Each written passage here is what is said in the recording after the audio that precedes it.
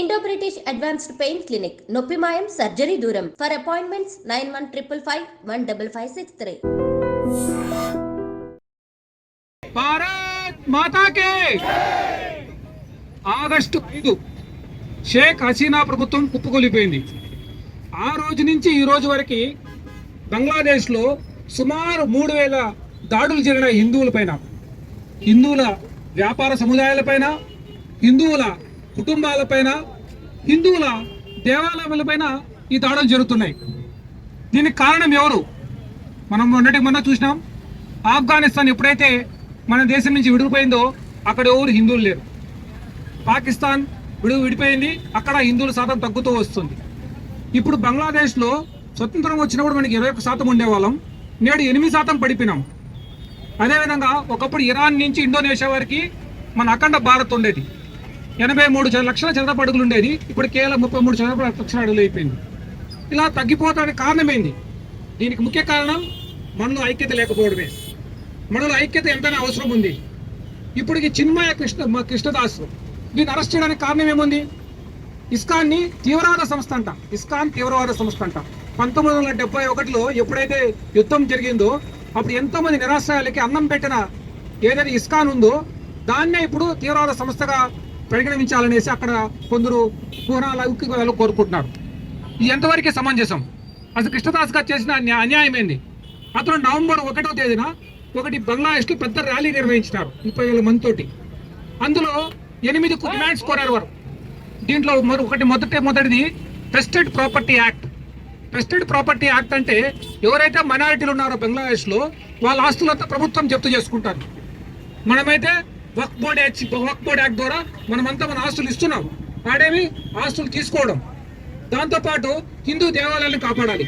ఎందుకంటే ఆగస్టు 5 తర్వాత ఇస్కాన్ మందిరం కానీ, కాళీ మందిర్ కానీ ఇలా చాలా మందిరాలు ధ్వంసం చేయడం జరిగింది. తర్వాత మైనారిటీల్ని పరిరక్షించాలి. తర్వాత దుర్గా పూజ రోజు 5 రోజులు సెలవు ఇవ్వాలి.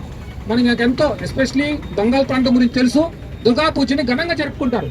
అలాంటి చోట వాళ్ళు 5 రోజులు సెలవు ప్రకటించాలని కోరారు. ఈ డిమాండ్స్ పట్టుకొని వారు ఏదో దేశద్రోహం చేశారంట. ఎలా అంటే జెండాని అపవిత్రం చేశారంట. అదే BUET Bangladesh university of engineering and technology విద్యార్థులు మన త్రివర్ణ పతాకాన్ని నేల మీద తొక్కుతూ చూసినాం వీడియో మనం. అది ఎంత దరిద్రం! అలా ఆయన ఏం చేశాడు? ఆయన ఏమైనా బంగ్లాదేశ్ పతాకం తొక్కినాడా? ఏమీ లేదు. ఏదో ఒక జెండా, ఇస్కాన్ జెండాకి దానికి ఎత్తు తేడా వచ్చినట్ట దాన్ని దేశద్రోహం చట్టం కింద అరెస్ట్ చేసినారు. అక్కడ ప్రజాస్వామ్యం ఉందా? ఎక్కడుంది ప్రజాస్వామ్యం? ప్రజాస్వామ్యం కావాల్సిన 4 స్తంభాల పిల్లర్స్ అంటాం. లెజిస్లేచర్ అంటే శాసనాలు, ప్రభుత్వ ప్రజల చేత ఎన్నికబడిన శాసన ఏం చేస్తున్నారు? ఏమీ లేదు, అంతా సైలెంట్ అయిపోయి ఉన్నారు. ఎగ్జిక్యూటివ్ పోలీస్ వ్యవస్థ ఏం చేస్తుంది? ఏమీ చేయట్లేదు. న్యాయ వ్యవస్థ ఏం చేస్తుంది? ఏమీ చేయట్లేదు. ఒక బెయిల్, అసలు ఏదో తీవ్రవాద పని చేసినట్టు ఆయనకి బెయిల్గా నిరాకరించారు. ఆడ జైల్లో ఎవరైతే అతని తరఫున వాదించిన ఆయనకు వచ్చినాడో లాయర్ని, అతను అందరి ముందర కోర్టు ముందరే చంపారు. ఇంకొక లాయర్, మన హిందూ లాయర్ పోతే అతన్ని కొట్టి ఇప్పుడు ICUలో ఉన్నాడు. ఒక లాయర్ గాని వాదించడానికి ముందుకు రావట్లేదు భయంతో. అదే మన దేశంలో కసబ్ తీవ్రంగా మన ఎప్పుడైతే మనం చూసినాము, ముంబైలో ఎంతో మందిని చంపాడు.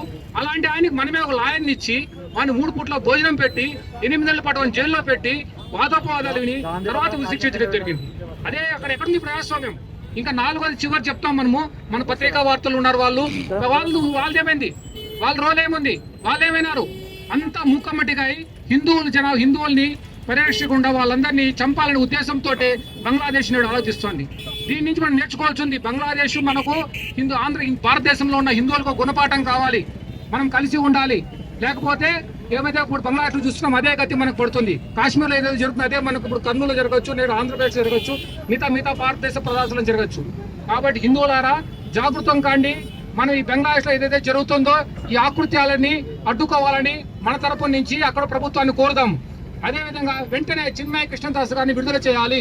ఇస్కాన్ టెంపుల్ ని టెర్రరిస్ట్ ఆర్గనైజేషన్ గా డిక్లేర్ చేయకూడదు. ఇవి మన డిమాండ్స్. భారత్ మాతాకి. 1971లో యుద్ధం వచ్చినప్పుడు ఈస్ట్ అండ్ వెస్ట్ పాకిస్తాన్ ఉండేది.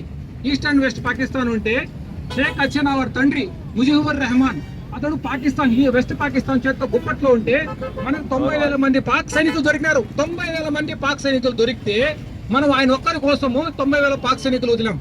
ఎంత దురదృష్టకరం. అదే రోజు మన అప్పుడు ప్రభుత్వం ప్రధానమంత్రిగా ఉన్న ఇందిరాగాంధీ గారు ఈ కాశ్మీర్ ఇష్యూని తీసుకొచ్చి 90,000 సైనికులు మీకు కావాలా, కాశ్మీర్ విడుదలతారా అంటే అప్పుడే వదిలేసేవాళ్ళు. కానీ ఏం చేసినా మనం ఆ ముజిబుర్ రెహమాన్ కోసం వదిలినాము. ఈనాటికి మనం కాశ్మీర్కి మొన్న ఇప్పుడు రీసెంట్ గా చూస్తున్నాం, గత 3 నెలల్లో ఎక్కువైన టెర్రరిస్ట్ యాక్టివిటీస్ కాశ్మీర్ లో. ముఖ్యంగా ఒకప్పుడు కాశ్మీర్ లో ఉండేది, ఇప్పుడు యాక్టివిటీస్ జమ్మూలో పోకినాయి. ఎస్పెషల్లీ అక్కడైతే బయట నుంచి వచ్చి పనిచేస్తున్న మనం అందరూ చంపుతున్నారు. ఈ బంగ్లాదేశ్ ఏర్పడడానికి మనం తోడ్పడ్డాము. ఆ బంగ్లాదేశ్ ఈ రోజు మన హిందువుల్ని మీద ఆకృత్యాలు జరుపుతుంది. కాబట్టి నేను కోరుకునేది ఏమంటే ఈ బంగ్లాదేశ్ కానీ మళ్ళీ 2గా విడాలా, దాని నుంచి హిందూ దేశం రావాలా. మన హిందువులు ఎవరైతే ఉన్నారో సుమారు 1.3 కోట్ల మంది హిందువులు బంగ్లాదేశ్ లో ఉన్నారు. వాళ్ళంతా తిరగబడి సెపరేట్ దేశం కోసం పోరాడి దానికి మనం పద్ధతి ప్రకటించి బంగ్లాదేశ్ 2గా అయితే కానీ బుద్ధి రాదు వాళ్ళకి. సో ఇంకొకసారి చెప్తున్నాను, భారత్ మాతాకే.